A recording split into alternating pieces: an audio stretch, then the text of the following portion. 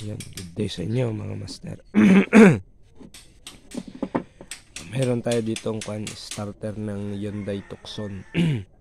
Ang naging problema niya, yan, bumigay itong armature. Ngayon, hinanapan natin ng armature, wala tayong makuha, walang available dito. Pati itong starter assembly, walang available. Kaya kailangan natin gawan ng remedyo tong armature niya para magamit muna yung unit habang hinihintay yung in-order na pyesa. Kailangan din kasi mapaandar yun mga master, kasi nagka-problema yung ECU nun.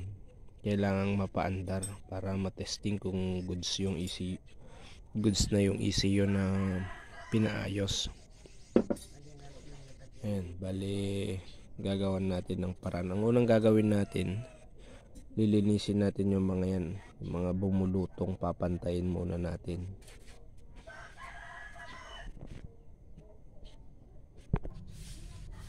Yan, bali na-applyan na natin ng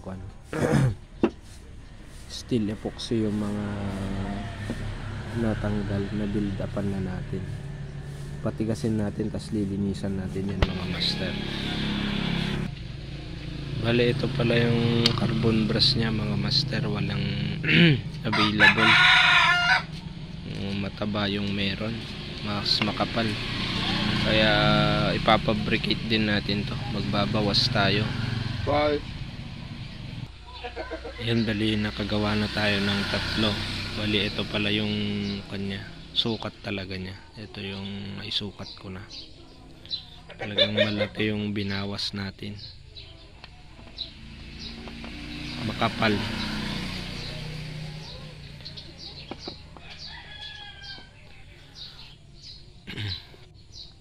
Tsaka ito, pag tumigas na yung nilagay nating epoxy, kailangan natin siyang pantayin, tanggalin natin yung mga excess.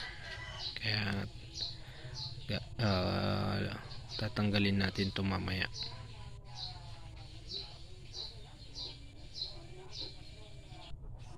Yan, bali ganyan yung finish nung armature mga master.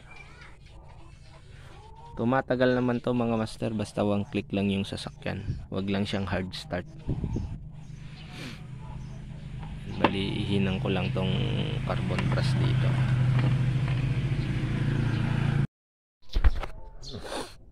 Yan, bali naikabit na natin yung carbon brush nya.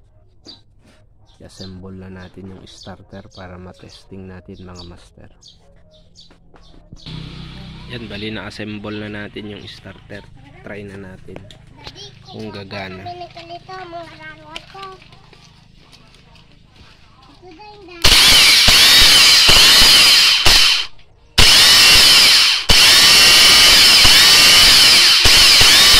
Okay, gumagana na. Matetesting natin to mga master pag kinabit na. Yan, ito na yung starter. Ikakabit na natin dito sa Hyundai Tucson. Oo. Ayan, naikabit na natin yung starter. Medyo masikip. Oops. Try na natin. The moment of truth. Andar ka na. Hyundai Tucson. Yan. Umandar siya. One click lang. Yan lang mga master. Sana makatulong sa inyo.